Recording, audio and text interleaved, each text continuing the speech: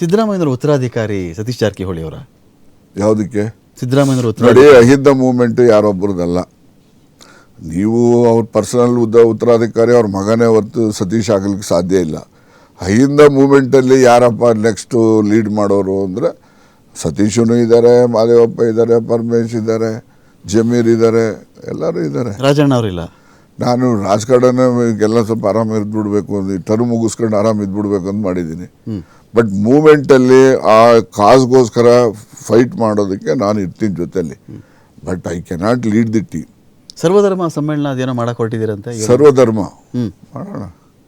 ಯಾವ್ಯಾವ ಸಂದರ್ಭಕ್ಕೆ ರಾಜಣ್ಣ ಲೀಡರ್ಶಿಪ್ ಅದು ಏನು ಪರ್ಪಸ್ ಏನು ಮಾಡ್ಬೇಕಂದ್ರೆ ಸರ್ವಧರ್ಮ ಪರ್ಪಸ್ ಅಂದ್ರೆ ಜನರಲ್ ಜಾಗೃತಿ ಮೂಡಿಸೋ, ರಾಜಕೀಯ ಅವೇರ್ನೆಸ್ಸು, ಸೋಷಿಯಲ್ ಅವೇರ್ನೆಸ್ಸು ಮೂಡಿಸ್ತಕ್ಕಂಥದ್ದು.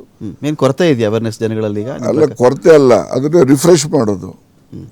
ಅವ್ರಿಗೇನು ಮೈಂಡಲ್ಲಿದೆ ಅದನ್ನು ಇನ್ನೊಮ್ಮೆ ನಾವು ಮನದಟ್ಟು ಮಾಡೋದು. ಆ ಥರದ್ದು ಏನಾದ್ರು ಒಂದು ಆ್ಯಕ್ಟಿವಿಟೀಸ್ ನಡಿಬೇಕಾದ್ರೆ ಸಂಘಟನೆ ಎಲ್ಲ ಆಗ್ತವೆ.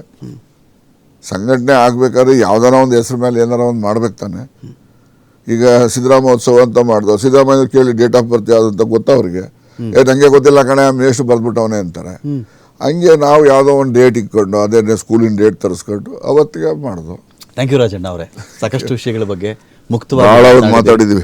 Thank you so much. ನಮ್ಮ ಇಷ್ಟೆಲ್ಲ ಸವಿಸ್ತಾರವಾಗಿ, ನಿರರ್ಗಳವಾಗಿ, ನಿರ್ಭೀತವಾಗಿ ಸಾಕಷ್ಟು ಪ್ರಶ್ನೆಗಳಿಗೆ ಉತ್ತರ ಕೊಟ್ಟಿದ್ದೀರಿ. Thank you so much Rajanna ಅವರು. Thank you.